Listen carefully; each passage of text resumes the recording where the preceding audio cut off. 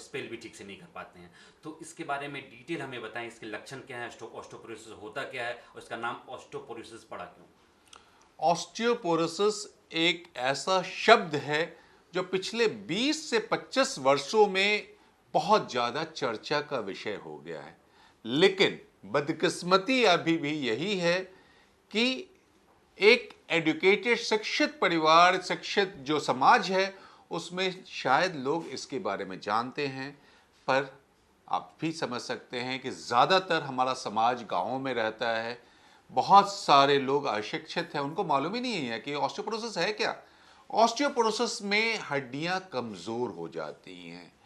एक अच्छी हड्डी, स्वस्थ हड्डी अपने शरीर के सारे कार्यों को आराम से मांसपेशियों के साथ मिलकर कर सकती है, लेकिन वही अगर कमज़ोर हो जाती हैं, जो कि अगर मैं सामान्य भाषा में दो शब्दों का इस्तेमाल करूंगा, एक अगर लकड़ी, सामान्य लकड़ी की बात करें और एक घुन लगी हुई लकड़ी की बात करें।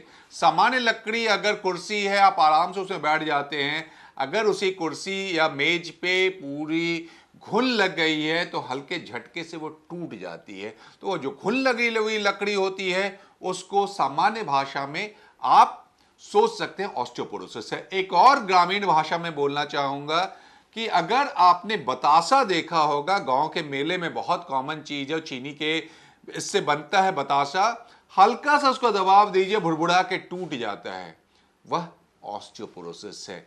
हल्का सा झटका पड़ता है, वह हड्डियां टूट जाती हैं। मरीज बोलता है मैं तो खड़ा था, मुझे कुछ नहीं हुआ, पता नहीं कैसे मैं गिर गया। अब क्वेश्चन होता है वो गिरने से हड्डी टूटी या टूटने के बाद वो गिर गया, ये दोनों ऑस्टियोपोरोसिस का लक्षण है।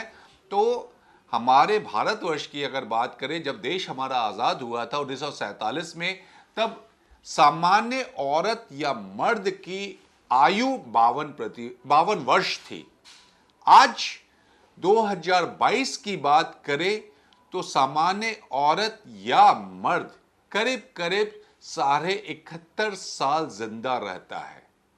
और जब जैसे जैसे हमारा विज्ञान ने बहुत कुछ आगे बढ़ाया, हम सबको दवाओं के रूप में, चिकित्सा क्षेत्र के रूप में, ये आयु जो बढ़ी है, मीन्स हम बुढ़ापे में ज्यादा जिंदा रहते हैं। जब आप जिंदा रहते हैं तो कहीं ना कहीं आपकी हड्डियां कमजोर होती जाती हैं। एक व्यक्ति 25 वर्ष तक उसकी हड्डियां बराबर मजबूत बढ़ते जाती है। 25 वर्ष से लेकर 35 वर्ष तक जितनी हड्डियां उसकी बनती हैं उतनी ही क्षय हो जाती हैं। 35 वर्ष के बाद वो क्षय होने की संभावना प्रति वर्ष 0.3 से 0.4% होती है।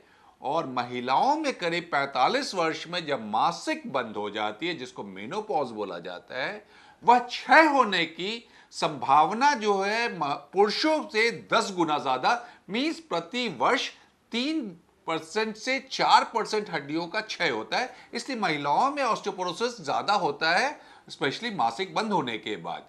तो अभी हमें जागरूक होना है कि किस तरह से हम ऑस्टियोपोरोसिस को बचा सकते हैं, क्योंकि उम्र बढ़ेगी, हम जिंदा रहना है।